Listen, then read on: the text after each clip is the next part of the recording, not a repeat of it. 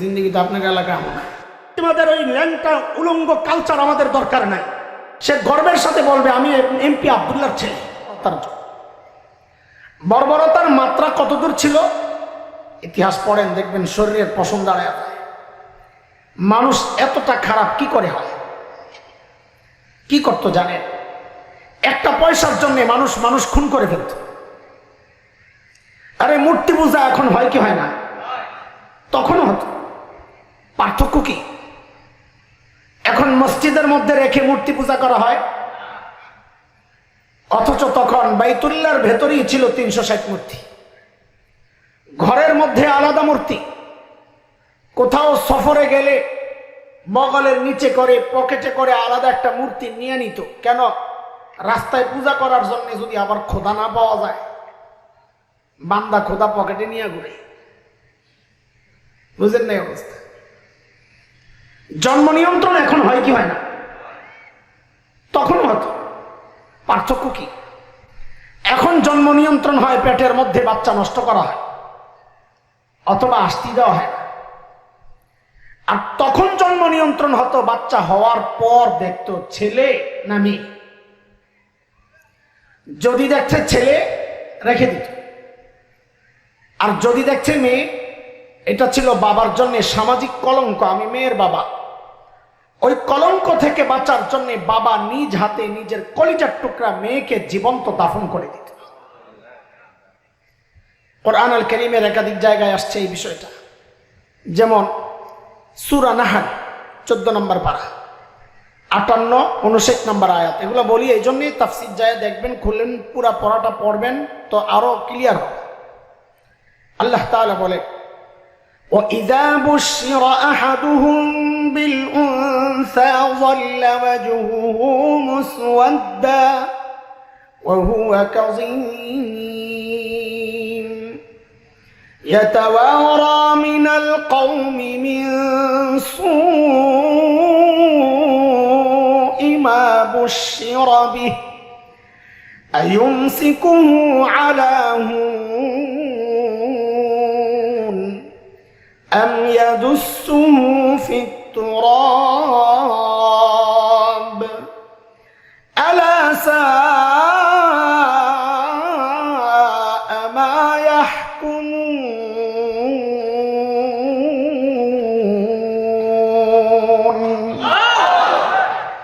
এই ছিল আরবের সামাজিক অবস্থা।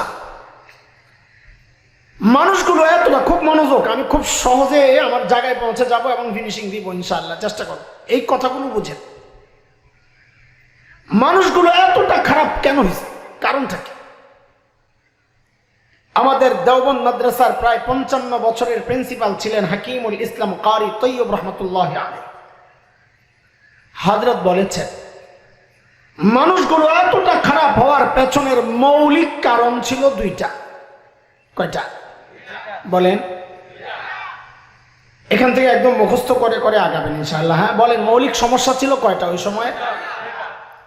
1 নম্বর ছিল জাহালত, মূর্খতা, লেখাপড়া ছিল না। 2 নম্বর ছিল চারিত্রিক অধঃপতন, চরিত্র খারাপ। দেখেন এই দুইটা সমস্যা এমন ভয়ঙ্কর, একটাও যদি কারোর মধ্যে থাকে সেও অপরাধ করে। যেমন আপনাদেরকে বুঝাই, একজন ইঞ্জিনিয়ার, সে শিক্ষিত না মূর্খ? লেখাপড়া করছে না করে নাই? বরং আমরা জানি এই মেডিকেল এবং এই বুয়েট বা ইঞ্জিনিয়ারিং ইউনিভার্সিটি যেগুলো আছে, মেধাবী ছেলেরাই পড়তে যায়, তাই না? তা একজন ইঞ্জিনিয়ার তো শিক্ষিত, লেখাপড়া করেছে, কিন্তু আমরা গত টার্মে দেখেছি এক ইঞ্জিনিয়ার সাহেব ব্রিজ বানানোর কন্ট্রাক্টারি পাইছে, পায়া রডের বদলে বাঁশ ঢুকাইয়া দিচ্ছে। শোনেন নাই? আচ্ছা, ও কি জানতো না এখানে রড ঢুকাইতে হবে? তো বাঁশ কেন ঢুকাইছে? এ অপরাধ কেন করলো? লেখাপড়া না জানার কারণে না, চরিত্র খারাপ। এই মৌলিক 2 সমস্যা মনে রাখেন, কিয়ামত পর্যন্ত এই সমাজের যত সমস্যা আসবে, সমস্ত সমস্যার পেছনের মৌলিক কারণই 2টাই, হয় লেখাপড়া নাই অথবা চরিত্র খারাপ, কিয়ামত পর্যন্ত। তাহলে বলেন সমস্যা কয়টা?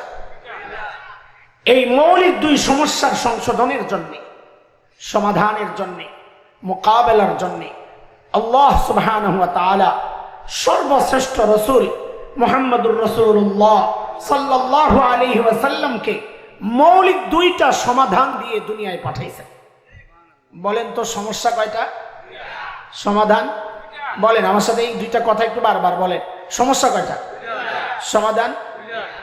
কিয়ামত পর্যন্ত সমস্যা যেমন এই দুইটাই থাকবে, যত অপরাধ আছে মনে রেখেন এর সমাধান ওই দুইটাই, যে দুই সমাধান নিয়ে আমার নবী দুনিয়া এসছে। তা আবার বলেন সমস্যা কয়টা? সমাধান।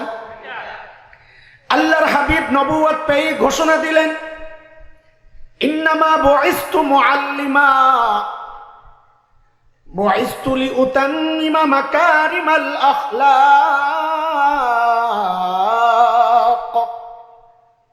নবী ঘোষণা দিলেন, আল্লাহ আমাকে শিক্ষক বানায়া দুনিয়ায় পাঠাইছেন। কি বানায়া? আমাদের নবী কি ছিলেন? বলেন কি ছিলেন? আবার বলেন কি ছিলেন? সুবহানাল্লাহ। শিক্ষক বানায় আল্লাহ কেন পাঠাইছেন? ওই যে দুই সমস্যার এক সমস্যা মূর্খতা, ওটা দূর করার জন্য। দুই নাম্বার নবী বলেন, আল্লাহ আমাকে সর্বোচ্চ উন্নত চরিত্র দিয়ে দুনিয়ায় পাঠিয়েছেন কেন? আমি যেন ওই বর্বর আরবদের পেছনে মেহনত করে করে ওই চরিত্রহীন মানুষগুলোকে মানব ইতিহাসের শ্রেষ্ঠ চরিত্রবান মানুষ বানাতে পারি। আমি আবারও পিছনে যাব। সমস্যা কয়টা? সমাধান। আমাদের নবী যেন কি ছিলেন? বলেন আরো জোরে বলেন, আরো জোরে বলেন। কিছু কথাবার্তা বলবো, আপনাদের কষ্ট লাগতে পারে, বলবো কি বলবো না? বলে কষ্ট লাগবে যে? কষ্ট লাগবে না? বলেন কেন? না লাগলে তো আমি আমার বইলা লাভ কি? আমি তো বলবোই কষ্ট লাগার জন্য, কিন্তু কষ্ট দেওয়ার জন্য না। আল্লাহ সাক্ষী, আপনাদেরকে কষ্ট দেওয়ার জন্য খোঁচাবো না। কথাগুলো বলবো উদ্দেশ্য একটাই, আপনাদের হৃদয়ে আফসোসের আগুন জ্বালাইতে। আহারে কি করলাম জীবনে, বুঝে আসছে কথা? তা আবার বলেন আমাদের নবী কি ছিলেন? দেখেন আপনারা যারা মাদ্রাসাওয়ালা না, এখানে কওমি আলিয়া আমি আলাদা করতে চাই না, যারা দ্বীনি শিক্ষার সাথে নিজেকে যুক্ত করতে পারেন নাই, আপনাদের গর্বের উপলক্ষের শেষ নাই। কেউ ডাক্তার তার গর্ব, কেউ ডক্টর তার গর্ব, কেউ ইঞ্জিনিয়ার তার গর্ব, কেউ শিল্পপতি, সমাজপতি, সেনাপতি, হ্যাঁ তার গর্ব, কেউ জনপ্রতিনিধি, মেম্বার, চেয়ারম্যান, এমপি, কমিশনার, মন্ত্রী, এগুলো তার গর্ব। কারো ছেলে মেয়ে ইউরোপ আমেরিকায় থাকে, এটা তার গর্ব। কিন্তু এই যে মৌলবীগুলা দেখতেছেন, যাদেরকে আপনারা পশ্চাৎপদ সমাজের সেকেলে মনে করেন, যাদেরকে গাইয়া খ্যাত, যাদেরকে মনে করেন, আমাদের গর্বের এত উপলক্ষ নাই যা আপনাদের আছে। তবে আমাদের গর্বের একটা উপলক্ষ আছে, সেটা কি জানেন? আমরা লেখাপড়া যাই করি, আমাদের লেখাপড়ার সমস্ত লেখাপড়ার গোড়ায় শিক্ষক মুহাম্মদুর রাসূলুল্লাহ সাল্লাল্লাহু আলাইহি ওয়াসাল্লাম। সমস্ত লেখাপড়া। যেমন একটা উদাহরণ দিয়ে থাকি আমি, আপনারাও শুনেন, বুঝানোর জন্য বলা। এটা বুখারী শরীফের নাম জানেন? শুনছেন? না শোনার কোনো উপায় নাই তো। এখন তো আপনারা বুখারী দেখে দেখে হুজুরকে বিরুদ্ধে ফতুয়া দেন। বুখারীতে আছে। এখন আর মানুষ এলেম আনার জন্য আলেমের কাছে যায় না। নতুন উস্তাদ পাইছে একজন, ফদিলাতুল শেখ আল্লামা মুফতি ইন্টারনেট লানাতুল্লাহি আলাইহি। এখন যা লাগে হযরতের কাছে যায় না। কি কথা ঠিক কিনা? হ্যাঁ, বুখারী শরীফ আপনারা নাম শুনেছেন, আমরা পড়েছি, আলহামদুলিল্লাহ পড়াচ্ছি, আল্লাহ শুকর। প্রথম হাদিস, ইন্নামাল আ'মালু বিন্নিয়াত, লম্বা হাদিস। এই হাদিসটা আমি ঢাকার ফরিদাবাদ মাদ্রাসায় পড়েছি। আমার উস্তাদ মুহতারাম শেখুল হাদিস আল্লামা আব্দুল হাফিজ রহমতুল্লাহ আলাইহি, এই হাদিসটা আমি দেওবন্দ মাদ্রাসায় পড়েছি। আমার উস্তাদ শেখুল হাদিস আল্লামা নাসির খান রহমতুল্লাহ আলাইহি, আমার এই দুই উস্তাদের উস্তাদ এই হাদিসের শেখুল আরব আল আজম হযরত হুসাইন আহমদ মদনী নওয়ারাল্লাহু মারকাদা। তার উস্তাদ ছিলেন শেখুল হিন্দ মাহমুদ হাসান দেওবন্দি রহমতুল্লাহ আলাইহি। তার উস্তাদ ছিলেন ব্রিটিশ বিরোধী আন্দোলনের অন্যতম সিপাহসালার মুজাহিদে মিল্লাত ইমাম কাসেম নানুতুবি রহমতুল্লাহ আলাইহি। তার উস্তাদ ছিলেন শাহ আব্দুল গনি মুজাদ্দিদে দেহলভী রহমতুল্লাহ আলাইহি। তার উস্তাদ ছিলেন শাহ মোহাম্মদ ইসহাক দেহলভী রহমতুল্লাহ আলাইহি।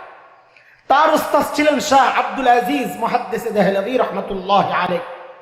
তার উস্তাদ ছিলেন শাহ ওয়ালিউল্লাহ মুহাদ্দিস দেহলভী রহমতুল্লাহ আলাইহি। তার উস্তাদ ছিলেন আবু তাহের আল মাদানী রহমতুল্লাহ আলাইহি।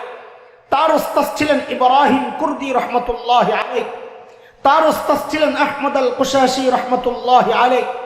তার উস্তাদ ছিলেন আহমদ আশ-শিন্নাবি রহমতুল্লাহ আলাইহি। তার উস্তাদ ছিলেন মুহাম্মদ আর-রামালি রহমতুল্লাহ আলাইহি। তার উস্তাদ ছিলেন জাইনুদ্দিন আল মিসরি রহমতুল্লাহ আলাইহি। তার উস্তাদ ছিলেন আহমদ ইবনে আলী আল হাজার আসকালানি রহমতুল্লাহ আলাইহি। তার উস্তাদ ছিলেন ইব্রাহিম আত-তানুখি রহমতুল্লাহ আলাইহি। তার উস্তাদ ছিলেন আবুল আব্বাস আল হাজ্জার রহমতুল্লাহ আলাইহি। তার উস্তাদ ছিলেন আবু আলী আজ-জুবাইদি রহমতুল্লাহ আলাইহি। তার উস্তাদ ছিলেন আবুল ওয়াক্ত আস-সিকজি রহমতুল্লাহ আলাইহি। তার উস্তাদ ছিলেন আবুল হাসান আদ-দাউদি রহমতুল্লাহ আলাইহি। তার উস্তাদ ছিলেন আবু মুহাম্মদ আস-সারাখসি রহমতুল্লাহ আলাইহি। তার উস্তাদ ছিলেন আবু আব্দুল্লাহ ফিরাব্বি রহমতুল্লাহ আলাইহি। তার উস্তাদ ছিলেন মুহাম্মদ ইবনে ইসমাঈল ইমাম বুখারী রহমতুল্লাহ আলাইহি। তার উস্তাদ ছিলেন হুমায়দি রহমতুল্লাহ আলাইহি। তার উস্তাদ ছিলেন সুফিয়ান ইবনে উয়াইনা রহমতুল্লাহ আলাইহি। তার উস্তাদ ছিলেন ইয়াহইয়া ইবনে সাঈদ আল আনসারী রহমতুল্লাহ আলাইহি। তার উস্তাদ ছিলেন মুহাম্মদ ইবনে ইব্রাহিম আত-তাইমি রহমতুল্লাহ আলাইহি। তার উস্তাদ ছিলেন আলকামা ইবনে ওয়াক্কাস আল-লাইসি রহমতুল্লাহ আলাইহি। তার উস্তাদ ছিলেন ওমর ইবনুল খাত্তাব রাদিয়াল্লাহু আনহু। তার উস্তাদ ছিলেন মুহাম্মদুর রাসূলুল্লাহ সাল্লাল্লাহু আলাইহি ওয়াসাল্লাম।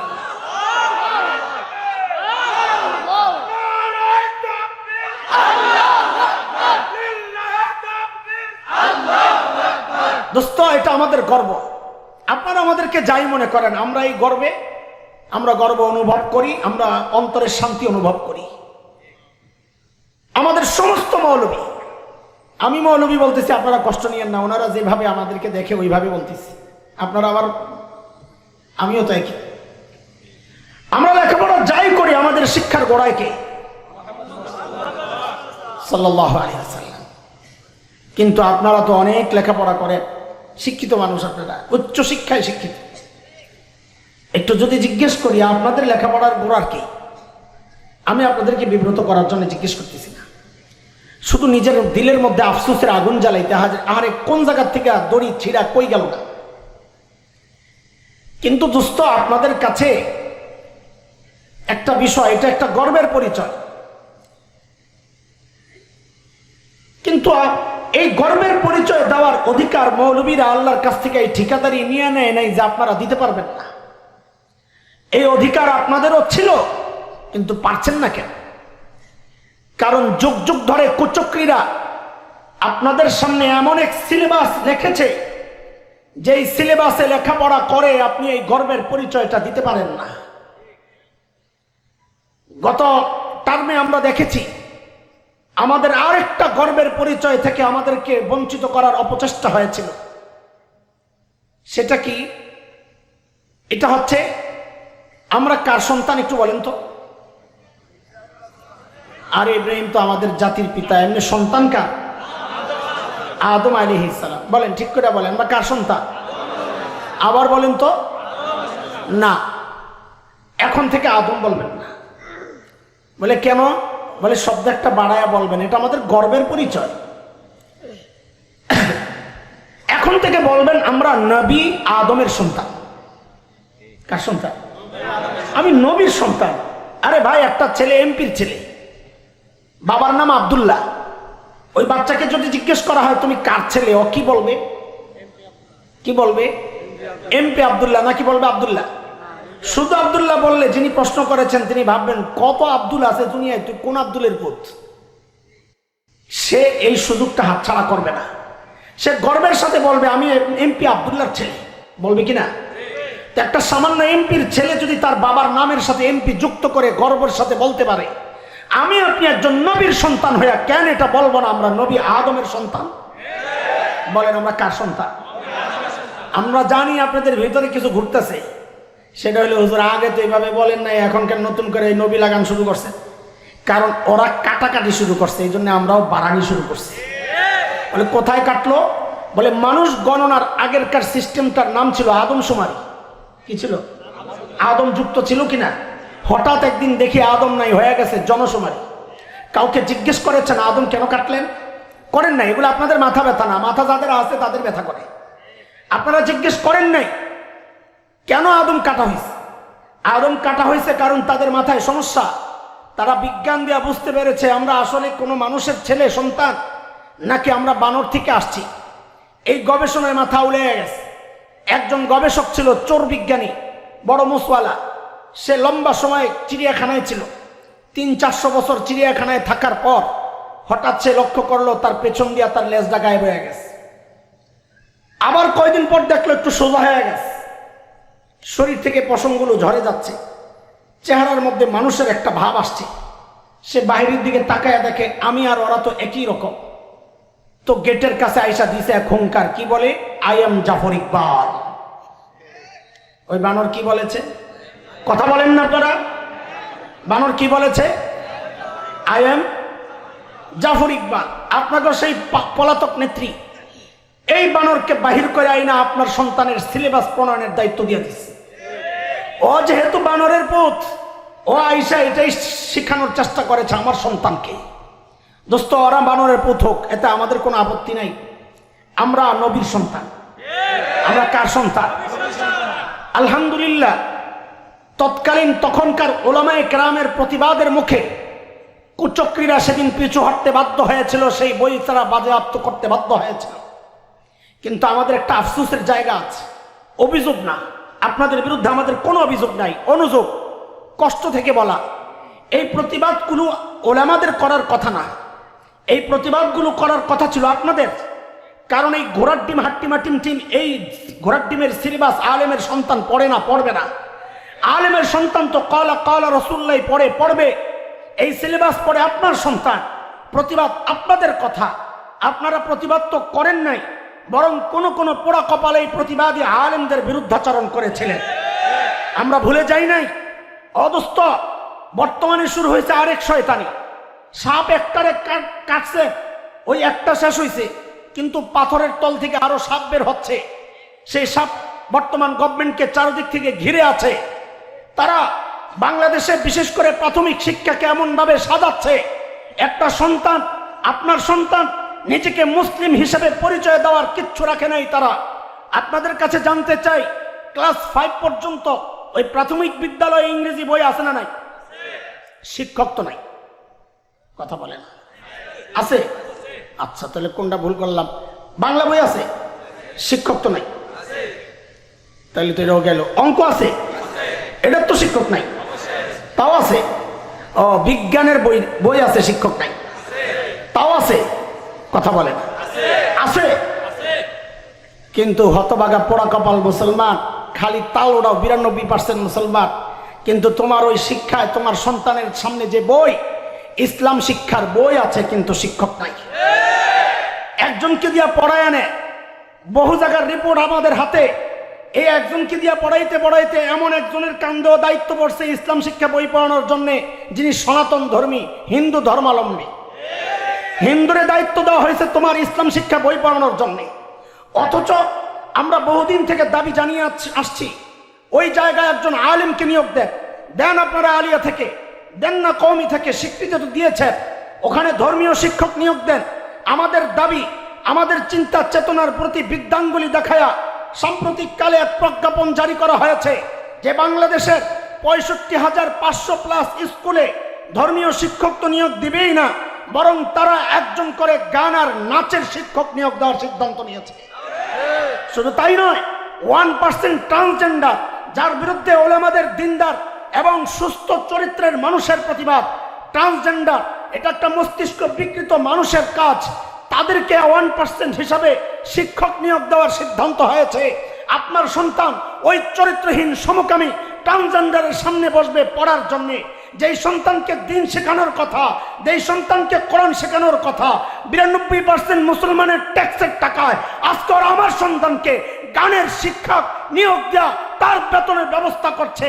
ও মুসলমান, সব জায়গায় মিনমিন করার সুযোগ নাই, সব জায়গায় আলেমের বিরোধিতার সুযোগ নাই। ওটা রাজনৈতিক মাঠে যায় করবেন।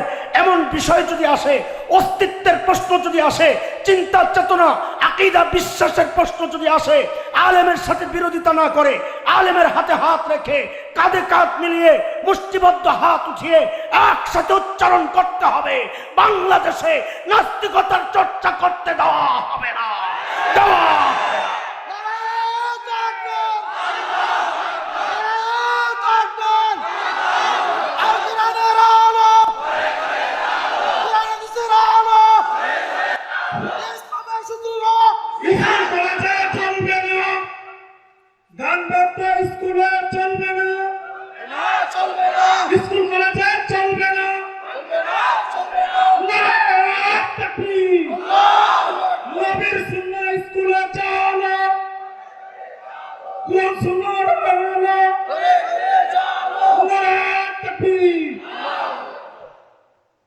এটা কি কারো বিরুদ্ধে বললাম? কোন রাজনৈতিক নেতার বিরুদ্ধে বললাম না। যারা এই দেশে পশ্চিমা কালচার প্রতিষ্ঠা করতে চায় ওদের বিরুদ্ধে। আমরা ভালো আছি, আমরা ভালো আছি। আমাদের কালচার, আমাদের তেহজিব, আমাদের তামাদ্দুন, আমাদের কৃষ্টি নিয়ে আমরা ভালো আছি, আমাদের দিন নিয়ে আমরা ভালো আছি, আমাদের পারিবারিক সম্পর্ক নিয়ে আমরা ভালো আছি, সামাজিক এই কালচার নিয়ে আমরা ভালো আছি। পশ্চিমাদের ওই ল্যাংটা উলঙ্গ কালচার আমাদের দরকার নাই। এটা হচ্ছে তাদের একটা কৌশল। তারা কখনো যুদ্ধের মাধ্যমে পরাজিত করতে চায়, কখনো মানুষের চিন্তা চেতনা মগজ ধ্বংসের মাধ্যমে পরাজিত করতে চায়। তারা জানে মুসলমান ওই জাতি যাদের স্লোগান হচ্ছে হয়তো শাহাদাত নয়তো খেলাফত, এই চিন্তা যারা বুকে ধারণ করে তাদের সাথে যুদ্ধ করে তাদেরকে পরাজিত করা অতটা সহজ না, যা তারা হারে হারে আফগানিস্তানে টের পেয়েছে। এই জন্য তারা কৌশল পাল্টিয়েছে, মুসলমানের সন্তানের চিন্তা চেতনা ধ্বংস করে। আসলে তারা এদেশকে স্বাধীন করতে চায়, খ্রিস্টান রাষ্ট্র বানাতে চায়। ও দোস্ত, আপনি পূর্ব তিমুরের ইতিহাস পড়ে দেখেন, সেখানে ইন্দোনেশিয়া থেকে কিভাবে আলাদা করা হয়েছিল। দক্ষিণ সুদানের ইতিহাস পড়ে যা দেখেন, সুদান থেকে তেল সমৃদ্ধ দক্ষিণ সুদানকে কিভাবে আলাদা করা হয়েছিল। বাংলাদেশের পার্বত্য অঞ্চল, উত্তরবঙ্গ, নানান জায়গায় তারা তাদের সমস্ত রকমের আস্তানা শক্তিশালী করার মাধ্যমে এই মানচিত্র টুকরা টুকরা করতে চায়। স্পষ্ট জানায়া দিতে চাই, রক্তে কেন এই স্বাধীনতা, প্রয়োজনে রক্ত দিয়ে রক্ষা করা হবে। ৭১ দেশ মুক্তির জন্য একবার মুক্তিযুদ্ধ হয়েছে, দেশ রক্ষা, ইমান রক্ষা। যদি আরেকটি যুদ্ধের প্রয়োজন হয়, আবার যুদ্ধ হবে, আবার যুদ্ধ হবে।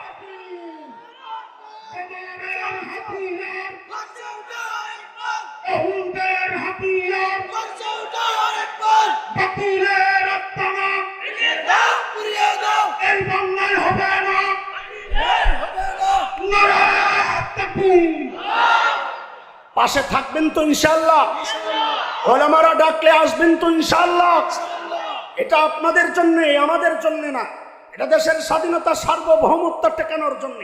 যারা স্বাধীনতায় বিশ্বাস করে তারা এই এনজিও গ্রুপগুলোকে, যারা বিদেশ থেকে টাকা এনে এনে এদেশের ট্রান্সজেন্ডারের মতো ভয়ঙ্কর বিষয় চাপাইয়া দিতে চায়, যারা বিদেশি টাকা এনে এদেশের সন্তানকে গান বাজনা শিখায়া ইসলাম থেকে দূরে সরাতে চায়, এদেরকে যে কোনো মূল্যে প্রতিরোধ করতে হবে ইনশাআল্লাহ। প্রস্তুত আছি ইনশাআল্লাহ? আল্লাহকে হাত উঠায়া দেখাও। আল্লাহু আকবার। আল্লাহ তুমি সাক্ষী থাকো, আল্লাহ সাক্ষী থাকো, আল্লাহ তুমি সাক্ষী থাকো।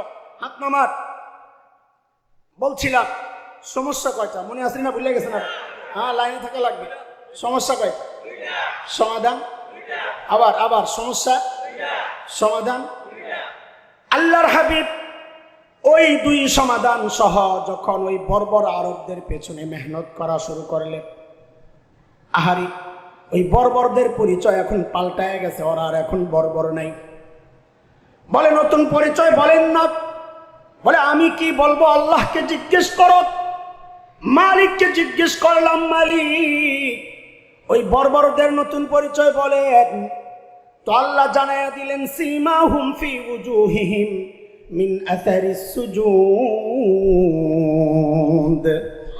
আল্লাহ বললেন ওদের চেহারার মধ্যে সেজদার চিহ্ন পাইবা। বলে সেজদার চিহ্ন তো বাহির দিয়া, তার মানে বাহিরে ফিটফাট আবার ভেতরে সদরঘাট কিনা।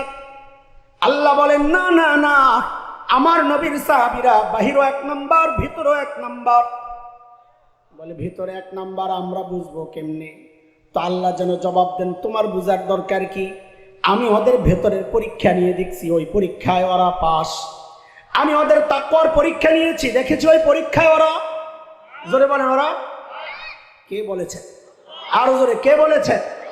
আল্লাহ বলছেন সূরা হুজুরাত আয়াত 3, ইন্নাল্লাযীনা ইয়াগুদ্দুনা আসওয়াতাহুম ইনদা রাসূলিল্লাহ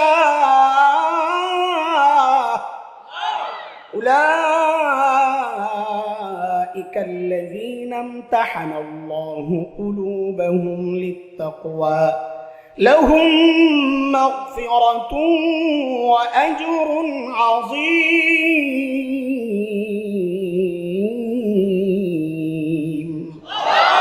ও ভাই, আমি আপনি যে মুত্তাকি, পাশের মানুষ স্বীকার করেন। বউ বউ বউ পাশের মানুষকে, যত পিসাব আছে 2-4 জন থাকলে জিজ্ঞেস করেন, বহু মানুষ মুরিদ হয় কিন্তু বউ মুরিদ হয়। ওই চিনি তুমি কোন মার্কা বুঝুন গো, ঠিক নেই। আমারটা মুরিদ হয় না, থাকে আর অন্যটি বাদ, আমারটা আমার কাছে মুরিদ হয় না। চিনি চিনি এক পিসাবের লগে তো এরকম বউ সবসময় খালি লেগেই থাকে, আসলে খালি খুশায়। একদিন আসছে পিসাব, বউ দিছে এক চিৎকার, আহারে আল্লাহ! পিসাব গায়ে এমন ভাবে বললা, আমি তো চলে যাবো। কি সমস্যা? আজকে এক দৃশ্য দেখে আমার কলিজারা ছিঁড়ে গেছে। কি দেখছো? কাছে দেখছি আমাদের বাড়ির সামনে দিয়ে এক পিসাব উইরা উইরা যায়। আমার কপালে খোদায় কোন পিসাব মিলাইলো, এটা তো ল্যাংরায় ল্যাংরায় আনে। তো পিসাব বলে, আহারে পোড়া কপাল, এতদিন মনে করছিলাম তোর দিল নষ্ট, এখন দিয়ে শক্তিও নষ্ট। বলে কেন? ভালো করে দেহস নাই, ওটা যে আমি আসিলাম। এখন বউ কি বলে জানে? হায় রে খোদা, তাই তো কই, ডানা একটা ভাঙ্গা কেন? স্বীকার করবো না তুমি কামেল পীর। তা আমি আপনি তাকওয়ার দাবি করি বা মনে মনে ভাবি, পাশের মানুষটা স্বীকার করে। আর আল্লাহর নবীর সাহাবীরা নবীর কি শিক্ষা পাইছে, তারা যে মুত্তাকি, এটা আল্লাহ নিজে সাক্ষী দিচ্ছে। সুবহানাল্লাহ। নবীকে জিজ্ঞেস করলাম, ইয়া রাসূলুল্লাহ, ওই বর্বরদের নতুন পরিচয় বলেন। আল্লাহর হাবিব যেন বলে উঠলেন, রে আমার সাহাবীদেরকে তোরা বর্বর বলিস না, ওরা আর এখন বর্বর নাই। তো বলে নতুন পরিচয় বলেন না। তো নবী বলেন, খায়রুল কুরুনি করনি, ওরা এখন মানব ইতিহাসের সর্বশ্রেষ্ঠ মানুষ হয়ে গেছে। ছিল সবচাইতে, হয়ে গেল সবচাইতে ভালো। তাও স্বীকৃতি দিতেছেন কে? কে কে? এত ভালো হয়েছে, কিয়ামত পর্যন্ত যত মানুষ এই দুনিয়ায় আসবে, কেউ যদি ঈমান আনেও, তো আল্লাহ বলেন তোমার ঈমান ঠিক আছে নি, এটা সাহাবীদের ঈমানের লগে মিলাইয়া দেখো। যদি মিলে তাইলে ঠিক আছে, আর নাইলে ঠিক নাই। দেখছে কার কথা এটা? فَإِنْ آمَنُوا بِمِثْلِ مَا آمَنْتُمْ بِهِ فَقَدِ اهْتَدَوْا وَإِنْ تَوَلَّوْا فَإِنَّمَا هُمْ فِي شِقَاقٍ।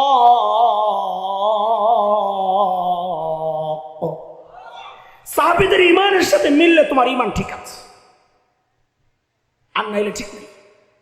আমিনু কামা আমানান নাস, উম্মতকে আল্লাহ বলতেছেন, আল্লাহ তাআলা মানুষকে বলতেছেন ঈমান আনো। কাদের মতো? ওই আল্লাহর নবীর সাহাবীদের মতো। এতটা পরিবর্তন হয়েছে। আমরা অপরাধ গোপন করি, তাই না? যদি বলা হয় এই অপরাধের কারণে তোরে ফাঁসি দিবে, তাইলে কেউ আর ওই অপরাধ স্বীকার করবে? বলেন করবে? কিন্তু আল্লাহর নবীর সাহাবীরা নবীর শিক্ষা পায়া ওই মানুষগুলোর পরিবর্তন দেখেন ছিল কি, কত ভয়ঙ্কর।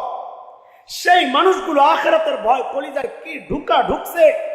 এক মহিলা, ইমরাতে গামিদিয়া এক মহিলা জেনা করছে ভুলে, শয়তানের ধোঁকায় পড়ে, নফসের প্ররোচনায় পেটের মধ্যে বাচ্চা চলে আসছে।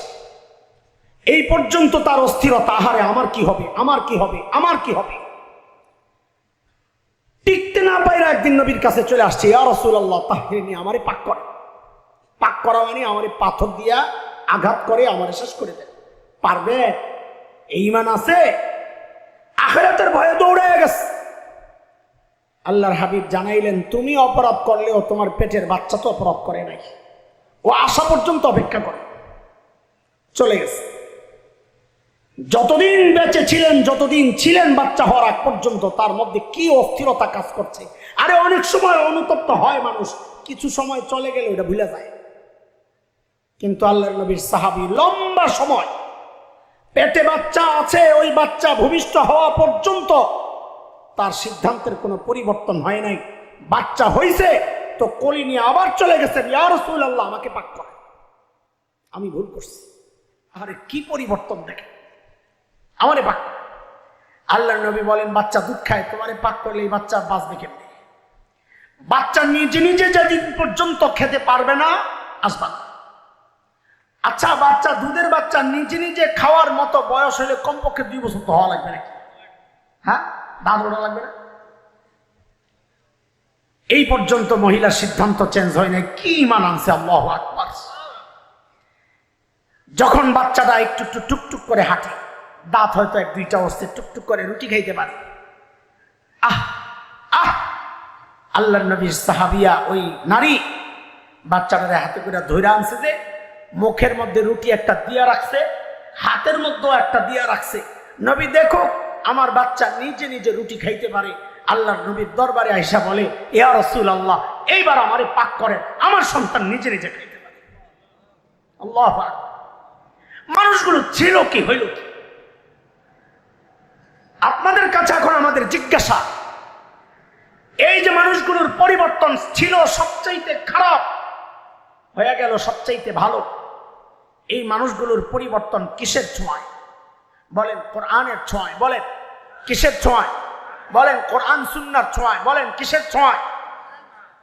নববী শিক্ষা, নববী দীক্ষা, নবীর আদর্শ আর কোরআনী শিক্ষার কারণে এই মানুষগুলো ছিল সবচাইতে খারাপ। কিয়ামত পর্যন্ত তাদের চেয়ে উত্তম মানুষ জগতে আর জন্মাবে না। সমস্ত আলেম এই ব্যাপারে একমত। কিয়ামত পর্যন্ত একজন আপনার সাহাবী যে 1 ওয়াক্ত নামাজও পড়তে পারেন নাই, একটা রোজাও রাখতে পারেন নাই, হজ করার প্রশ্নই আসে না, উমরা করার প্রশ্নই আসে না, এইরকম একজন আপনার সাহাবী সারা দুনিয়ার যত মুসলমান আছে তার চেয়ে সেরা। কত দামি হয়ে গেছে মানুষগুলো, কিসের ছোঁয়ায়?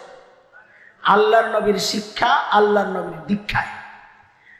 আমি কথা গুছায় আনছি, অনেক রাত হয়েছে। এখন আপনাদের কাছে একটা কথা জিজ্ঞেস করি, আপনারা এতক্ষণ যা বলতে চাইছি আমি এতটুকু বুঝ কি দিতে পারছি যে কোরআন একমাত্র মাধ্যম, যে মাধ্যম মানুষকে সর্বশ্রেষ্ঠ মানুষ বানায়?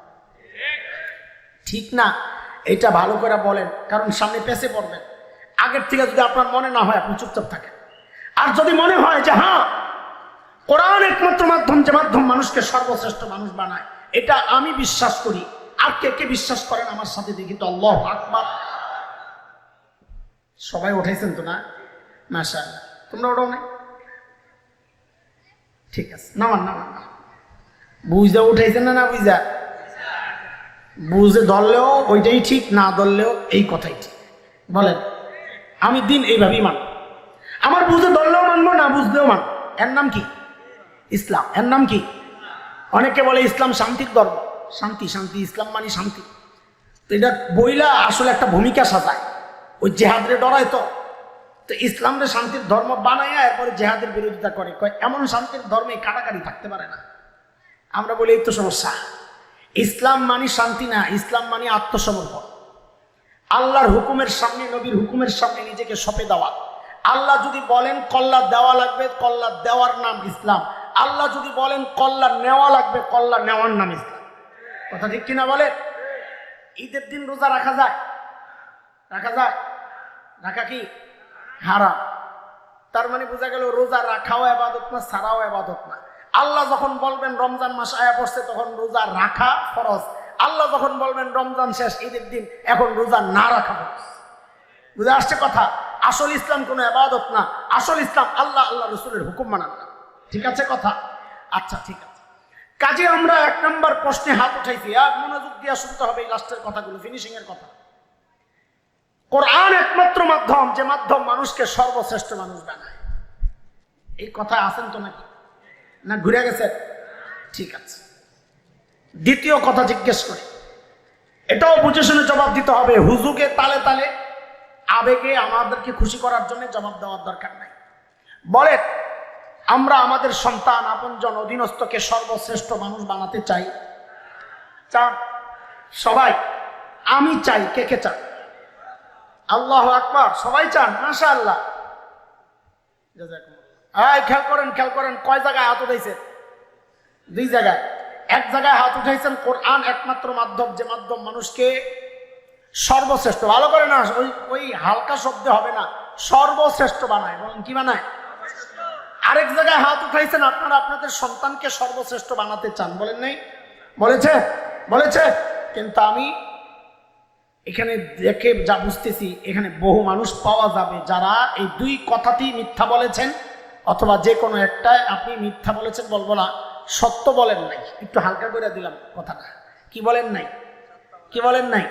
কথার ধরন চেঞ্জ করলাম যেন কষ্ট না পান। কি বলেন নাই? আরে বলেন না জোরে, কি বলেন নাই? আপনি মনে মনে ভাবতেছেন মোল্লা বেশি মাতবরি করো, তুমি গায়েব জানো নাকি? আমি গায়েব জানবো কোত্থেকে ভাই? গায়েব শুধু জাননেওয়ালা, আরো জোরে নবী একটু একটু জানেন। চুপচাপ রয়েছে, সন্দেহ পড়ে গেছে। হ্যাঁ জানেন, যদি কারো সন্দেহ থাকে তো যায়া সূরা আরাফ, কোন সূরা? 188 নম্বর আয়াত, 188, 9 নম্বর পারা। ওই সূরার এই 188, 188 এই আয়াতটার ব্যাখ্যা পড়বেন। আল্লাহ বলেছেন, قُل لَّا أَمْلِكُ لِنَفْسِي نَفْعًا وَلَا ضَرًّا إِلَّا مَا شَاءَ اللَّهُ وَلَوْ كُنتُ أَعْلَمُ الْغَيْبَ لَاسْتَكْثَرْتُ مِنَ الْخَيْرِ وَمَا مَسَّنِيَ السُّوءُ আল-আয়া। আল্লাহ নবীকে দিয়ে বলাচ্ছেন, নবী আপনি বলেন, আমি যদি গায়েব জানতাম আমি আর এত বিপদে পড়ি না, সব ভালো কিছুই আমি অর্জন করতাম। যেহেতু বিপদে পড়ি, বোঝা গেল আমি গায়েব জানি না, আল্লাহর ফয়সালা যা হয় ওইটাই হয়। তাহলে গায়েব জাননেওয়ালা একমাত্র কে? আরো জোরে বলেন কে? তো গায়েব তো আল্লাহ ছাড়া কেউ জানেন না। হুজুর আপনি কেমনে বললেন? আমরা সত্য বলি নাই ভাই, এটা গায়েব জানা লাগে না। আমি ওই সমাজের মানুষ না, আসমান থেকে আইছি, এলিয়ান। হ্যাঁ, এই সমাজের মানুষ, এই সমাজের আলো বাতাস আমার গায়ে লাগছে না লাগে নাই? এই সমাজের ডাইল চালে আমি খাইছি না খাই নাই? কাজে আপনাদের রুচি, আপনাদের চিন্তা, আপনাদের চেতনা, আপনাদের চলার রাস্তা, গতি, পথ সব আমার জানা না, জানা না। সেই জানা জায়গা থেকে আমার উপলব্ধি হচ্ছে, যেখানে বহুজন পাওয়া যাবে যারা মিথ্যা, আবারও বলেছি, যারা সত্য বলেন নাই। কি বলেন নাই? বলে কেমনে? তাহলে একটু দেখা দেন তো, দেখেন। আপনারা বলেন নাই কোরআন একমাত্র মাধ্যম, যে মাধ্যম মানুষকে সর্বশ্রেষ্ঠ মানুষ বানায়? বলছিল না? বলছিলেন? আছেন তো জায়গায়। সেই আপনারাই আবার বললেন যে আপনারা নিজের সন্তানকে সর্বশ্রেষ্ঠ মানুষ বানাতে চান, বলেন নাই? ভাই, এই কথায় যদি আপনি সত্যবাদী হন যে সন্তানকে সর্বশ্রেষ্ঠ মানুষ বানাতে চান, তাহলে কি আগেরটা মিথ্যা?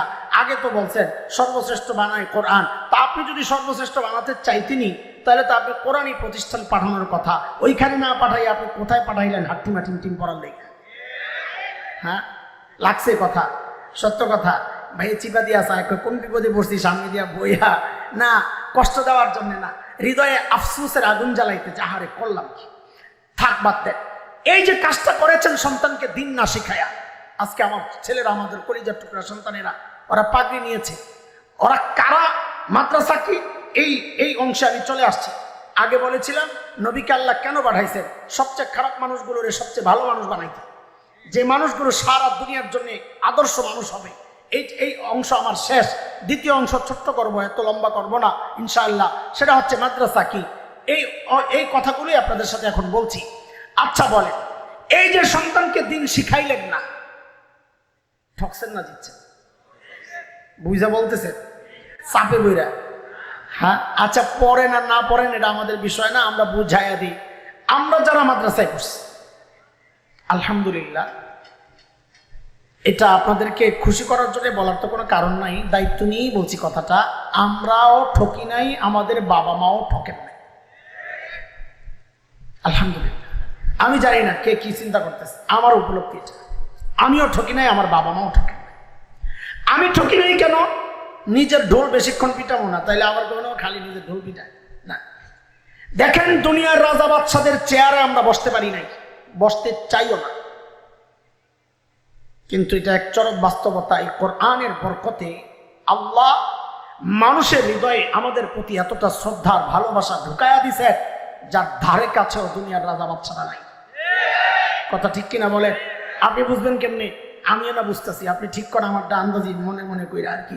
আলহামদুলিল্লাহ, আল্লাহ শুকর। হযরত সুফিয়ান সাউরি বলেছিলেন, এলেম পাওয়ার যে আনন্দ, এটা যদি রাজা বাদশারা বুঝতো, ওরা তলোয়ার নিয়ে আমাদেরকে জব করত। হিংসায় কষ্টে আমরা এই সুখ অনুভব করি কোরআনের। আলহামদুলিল্লাহ, সেদিন এক ভাই নিয়ে গেছেন ওনার এক ফ্যাক্টরি হবিগঞ্জ, 1000 বিঘার মধ্যে একটা, 900 বিঘার মধ্যে একটা, 2 ফ্যাক্টরি। ওই যে প্যান্টের কাপড় বানায়, ডেনিম কাপড়।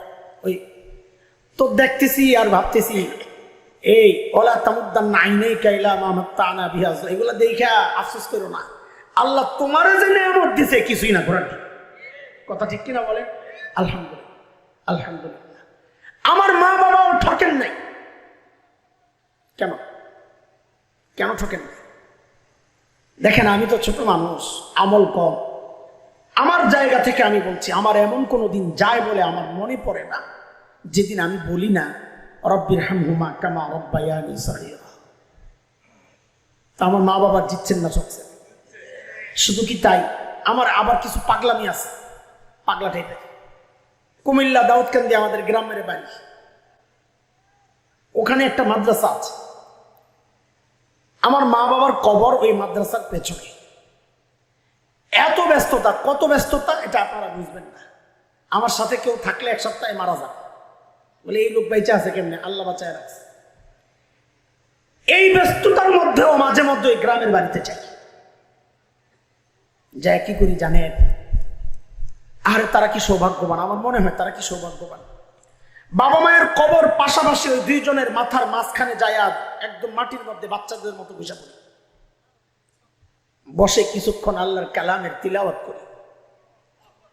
কইরা ওঠার সময় শুধু বলি, ও আল্লাহ, এই যে তোমার কালামের তিলাওয়াত করলাম, এই মানুষগুলার উসিলায়,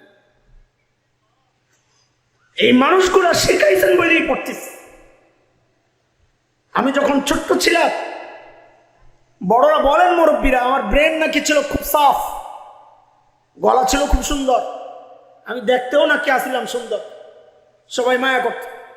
তো আমরা যে বাসায় ভাড়া থাকতাম ধানমন্ডিতে, আমি ছোট 6-7 বছর বা আরো এরকমই হবে, বাড়িওয়ালার মেয়েরা কলেজ ইউনিভার্সিটিতে পড়তো, স্কুলে, ওরা আমারে নিয়ে নিয়ে পড়াইতো, বাংলা পড়াইতো। আর অবাক হইতো, এটা কি জিনিস, একবার বলে দিলে সব পারে। তো আয়সা আম্মাকে বলতো, খালাম্মা, এই মেধাবী ছেলেটারে নষ্ট করেন না। নষ্ট বুঝছেন তো? নষ্ট বুঝেন নাই? কি বুঝছেন? মাদ্রাসায় এই মেধাবী ছেলেটারে নষ্ট করেন না, এরা স্কুলে দেন, দেশ সারা ডাক্তার ইঞ্জিনিয়ার হবে। আলহামদুলিল্লাহ, আমার বাবা মা চায় নাই আমি ডাক্তার ইঞ্জিনিয়ার হই। ডাক্তার ইঞ্জিনিয়াররা কষ্ট নিয়েন না, আপনাদের পেশাও একটা সম্মানজনক পেশা। আপনারা ডাক্তার ইঞ্জিনিয়ার না হইলে আমি এর থেকে ফায়দা কেমনি নিতাম? কিন্তু আমরা আমাদের অবস্থানটা ব্যাখ্যা করতেছি। আমার মা বাবা দুনিয়ার মোহে না পড়ে আমাকে মাদ্রাসায় পাঠাইছে। ফলাফল, তারা তো কবরে ঘুমায় আছেন, শুয়ে আছেন। তারা একটা ইনভেস্ট করে গেছে, একটা অ্যাকাউন্ট খুলে গেছে, যেই অ্যাকাউন্ট এমন এক অ্যাকাউন্ট, আমার মাঝে মধ্যে চিন্তা হয় আমার কি অবস্থা হবে জানি না, কিন্তু আমার বাবাকে যদি আল্লাহ জিজ্ঞেস করেন সন্তানকে কি অবস্থায় রেখে আসছ, অন্তত আমার বাবা এটা বলতে পারবে, আল্লাহ, আমার সন্তান সেজদায় ছিল, সেজদায়। আমি যখন দুনিয়া থেকে আসি আমার সন্তান সেজদায় ছিল, সেজদায়। আমার নামাজের হালতে আমার বাবা দুনিয়া থেকে বিদায় নিয়েছে। তো আমার মা বাবা জিতছেন না ঠকছেন? বলে বলে আমার মা বাবা জিতছেন না ঠকছেন? আপনারা যারা সন্তানকে দিন শিখাচ্ছেন না, আপনি নিজেও ঠকেছেন, সন্তানকেও ঠকাচ্ছেন। কেন কেন ঠকছেন, কেন ঠকাচ্ছেন? আপনার নিজেরটাই শুনে আপনারা তো ভাবে আছে যে আপনারাই জিতে যাচ্ছেন, আমরাই ঠকে গেছি। না না, আমার মৌলবীর কথা না। 5-6 বছর আগে মানব জমিন পত্রিকার একটা রিপোর্ট ছিল, রিপোর্টের হেডলাইনটা আমি আপনাদেরকে শোনাই। এটাই হচ্ছে বাস্তবতা। সেটা হচ্ছে উচ্চ শিক্ষার হার যত বাড়ছে সন্তানের সাথে বাবা মায়ের দূরত্বটাও তত বাড়ছে। এই কথা অস্বীকার করার কোনো সুযোগ আছে? বলেন আছে? নাই, অসম্ভব। আমরা দেখছি, রাস্তাঘাটেই তো দেখতেছি। গত কদিন আগে দেখেছি বাবা মাকে সন্তান আদালতে ওঠায় নাই। বলেন উঠায় নাই? ওই মেয়েটা কি ছিল? আপনাদের কোনাবাড়ি মহিলা মাদ্রাসার ছাত্রী ছিল। কোন জায়গার ছাত্রী? আরে না, ইংলিশ মিডিয়াম। আমি ইংলিশ মিডিয়ামকে তাচ্ছিল্য করছি না, দ্বীনি শিক্ষা না থাকার ফসল। উচ্চ শিক্ষার হার যত বাড়ছে সন্তানের সাথে বাবা মায়ের দূরত্বটা যে বাড়ছে তার এক জ্বলন্ত প্রমাণ আজকের বৃদ্ধাশ্রমগুলো। আপনি ইউটিউবে সার্চ দেন বৃদ্ধাশ্রম ঈদের দিন, এইরকম কিছু একটা লেখা নেই। ঈদের দিনের এক ডকুমেন্টারি আসছিল আমার হাতে আরো 4-5 বছর আগে। এক বৃদ্ধাশ্রমে গেছে সাংবাদিকরা, কোন টেলিভিশন আমার মনে নেই, যায়া সাক্ষাৎকার নিচ্ছে ঈদ কেমন কাটতেছে। আরে বুড়া বুড়ি একা একা বসে বসে সেমাই না ফিন্নি খাচ্ছে। ভাবার কোনো কারণ নাই তারা কোনো নর্মাল ফ্যামিলির বাবা মা না, এলিট শ্রেণী, হাই সোসাইটি, ছেলে মেয়ে ইউরোপ আমেরিকায় থাকে, বাবা মা বৃদ্ধাশ্রমে। এরা কান্নার জন্য কথা বলতে পারছে না। বিশ্বাস করে, আমি মানুষ, হৃদয় হয়তো শক্ত, কিন্তু এই বুড়া মানুষের ঈদের দিনের চোখের পানি দেখে আমি নিজের চোখের পানি ধরে রাখতে পারি নাই। ওরা হাউমাউ করে কান্না করছে, ওদের সাথে আমারও চোখের পানি বের হচ্ছে, কিন্তু একটা বিষয় চিন্তা করে গর্বে আমার বুকটা ফুলে গেছে। সেটা কি জানেন? এতজন বুড়া বুড়ির সাক্ষাৎকার যে নেওয়া হলো, আলহামদুলিল্লাহ আলহামদুলিল্লাহ, একজন বুড়িও তার পরিচয় দেওয়ার সময় বলেন নাই আমি হাফেজের মা। একজন বুড়াও তার পরিচয় দেওয়ার সময় বলেন নাই আমি আলেমের বাবা। কোন হাফেজ আর আলেমের বাবা মা বৃদ্ধাশ্রমে এটা হবে না। কেন?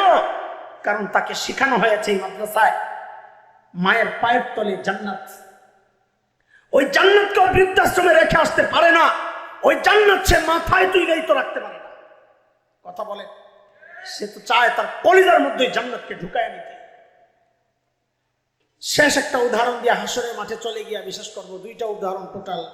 আপনাদের এই খুব কষ্ট হচ্ছে, আমার ভাইয়ের কষ্ট হচ্ছে। আমাদের ছুটি নিয়েছিল, পরে হয়তো চিন্তা করছে হুজুরও অসুস্থ, বেটায় অসুস্থ হয়ে আমার এলাকায় বয়ান করবো, আমি কেমনে যাই। তো মায়া লাগছে, বইয়া রয়েছে, বইয়া থাকে। আল্লাহ কবুল করুক, বলেন আমি। আল্লাহ সুস্থ করে দেন। আমার মসজিদ সায়েন্স ল্যাবরেটরি একসময় ধানমন্ডি ছিল, এখন নিউ মার্কেট। রাস্তার এই পাশে ধানমন্ডি, ওই পাশে নিউ মার্কেট। তো একসময় গোটা ঢাকার মূল ছিল প্রাণ হয়েছে ওই এলাকাটা। আমি ওই মহল্লায় বড় হয়েছি। তো ওই মহল্লার একজন প্রবীণ খুব প্রভাবশালী মানুষ ইন্তেকাল করেছে। ছেলে আমেরিকায় এক ইউনিভার্সিটির প্রফেসর, ডক্টর। বাবার মৃত্যুর সংবাদ শুনে সে আসা শুরু করছে লাশ হসপিটালে। খুব ভালো করে মনোযোগ দিয়ে শোনেন কথাটা। লাশ হসপিটালে ছেলে আসার পর আনুষ্ঠানিকতা সেরে হসপিটাল থেকে লাশ আসছে, জানাজা আমাদের মসজিদে। এলাকার মুরব্বীরা আমাকে বলল, বাবা এই লোক তোমার বাবার সাথে চলতেন। আমার বাবাও আমি যেই মসজিদে, ওই মসজিদে আমার বাবা ছিলেন 44 বছর, 44 বছরের খতিব। আমি আছি 24 বছর। টোটাল আমাদের ওই মসজিদে, একই মসজিদে খেদমত 68 বছর ওই জায়গায়। আমার ছেলে এখন তারাবি পড়ায়, মানে 3য় জেনারেশনের খিদমত শুরু হয়ে গেছে একই মসজিদে। মানুষ আর ছাড়ে না, আটকায় রাখছে, আলহামদুলিল্লাহ। তো মুরব্বীরা বললেন তোমার বাবার সাথে চলা, মানুষ জানাজাটা তুমি পড়ালে পারিবারিকভাবে ওরা খুশি হবে। ঠিক আছে, আমি তো এমনি দিনে থাকি না আমাদের মসজিদ এলাকায়, জুমার দিন যাই শুধু। ঠিক আছে, জানাজা আসছে আমার মসজিদে, লাশ জানাজা পড়াতে যাব। ওই ভাইটা, ওই যে ডক্টর ছেলে আমার পাশে, জানাজার ঠিক আগ মুহূর্তে সে হাউমাউ করে কান্না শুরু করছে।